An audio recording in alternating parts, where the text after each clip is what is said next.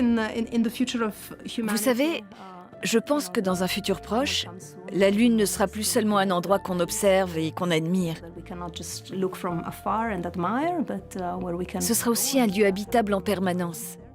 Cela fait maintenant près de 40 ans qu'aucun humain n'a posé un pied sur la Lune. Ces dernières années, les programmes visant à y retourner se multiplient. Faut-il craindre une nouvelle guerre de l'espace ?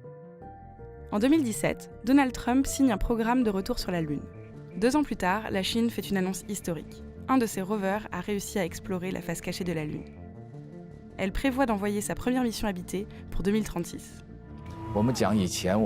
Avant, nous étions loin derrière les autres. Maintenant, nous sommes au même niveau qu'eux.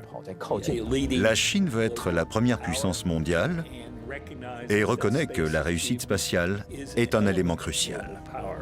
L'avenir en fait de la conquête de la Lune, ça repose sans doute sur, ça va être le miroir de la confrontation terrestre entre les États-Unis et la Chine. Les pays qui s'approchent de la Lune se multiplient. En plus des États-Unis et de la Chine, la Russie et l'Inde s'y sont posés, alors que l'Europe, le Japon et le Brésil l'ont quant à eux survolé. Depuis les années 2000, de plus en plus d'entrepreneurs privés investissent dans le business spatial. We're very excited. It's vertical takeoff, vertical landing. Jeff Bezos ouvre la voie avec Blue Origin. Son objectif officiel est de fonder des colonies sur la Lune. Il est suivi par Elon Musk en 2002 et par Richard Branson en 2004. But what I really want to try to achieve here is to make Mars seem possible, make it seem as though it's something that we can do in our lifetimes. Le patron de SpaceX affirme qu'il enverra son premier équipage humain en 2024. On a envie de rêver. On a envie d'entendre des gens qui nous font rêver. Ces entrepreneurs qui nous promettent l'espace ont un objectif à travers cela, c'est de faire de la communication. Et une communication qui sert leurs affaires et qui exploite un peu notre crédulité. Donc il ne faut pas que nous soyons dupes. Le marché de l'espace est en plein boom. Et nous verrons bien si ce boom devient une bulle. Le commerce sur la Lune pourrait être réel.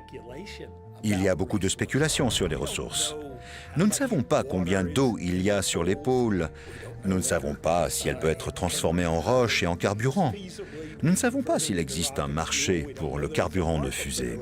Cela fait beaucoup de choses que nous ignorons avant de pouvoir affirmer qu'il existe une entreprise viable basée sur des ressources lunaires.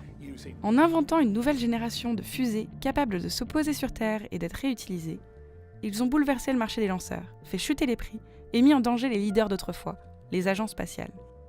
Les entrepreneurs privés convoitent la Lune comme centre de ressources supplémentaires et les astéroïdes comme de futurs gisements de minerais à rapporter sur Terre pour être utilisés dans l'industrie. Aujourd'hui, 95% du business spatial concerne les satellites. Mais qu'arrivera-t-il quand les puissances nationales et privées seront prêtes à investir la Lune ? Le risque que des ressources qui appartiennent aujourd'hui à tous soient accaparées par des entreprises privées est-il réel ? N'hésitez pas à donner votre avis et à répondre en commentaire. Abonnez-vous à la chaîne pour de nouvelles vidéos. À très vite sur Arte.